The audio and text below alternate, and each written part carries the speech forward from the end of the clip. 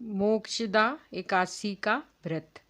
शुक्ल पक्ष एकादशी दत्त जयंती तथा मोक्षवा एकादशी के नाम से प्रसिद्ध है। इसी दिन भगवान श्री कृष्ण ने महाभारत युद्ध प्रारंभ होने के पूर्व मोहित हुए अर्जुन को श्रीमद् भगवद गीता का उपदेश दिया था।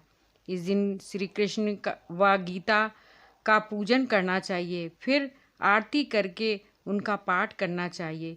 गीता में भगवान श्री कृष्ण ने कर्मयोग पर विशेष बल दिया है। ब्राह्मण भोजन कराकर दान आदि देने से विशेष फल प्राप्त होता है।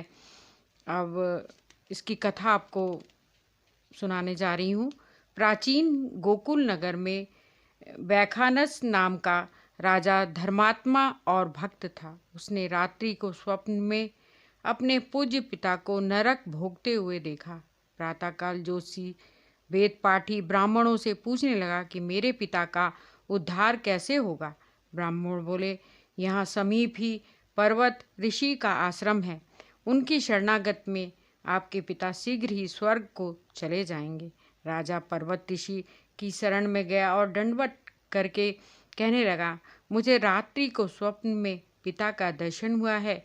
बेचारे यमदूतों के हाथों से दंड पा रहे हैं, अतः आप अपने योग बल से बताइए उनकी मुक्ति किस साधन से शीघ्र होगी।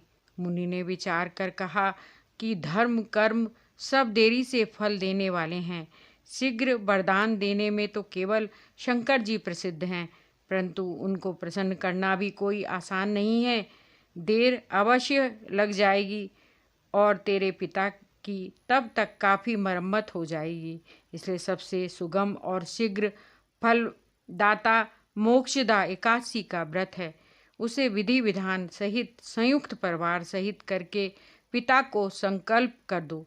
इस प्रकार निश्चय ही उनकी मुक्ति होगी। राजा ने मोक्षदा एकादशी का व्रत करके फल पिता को अर्पण कर दिया। इसके प्रभाव से वह स्वर्ग को चले गए और जाते हुए पुत्र से बोले, मैं परम धाम जा रहा हूँ। श्रद्धा भक्ति से जो मोक्षदा एकादशी का व्रत करता है उसे मनचाहा फल मिलता है।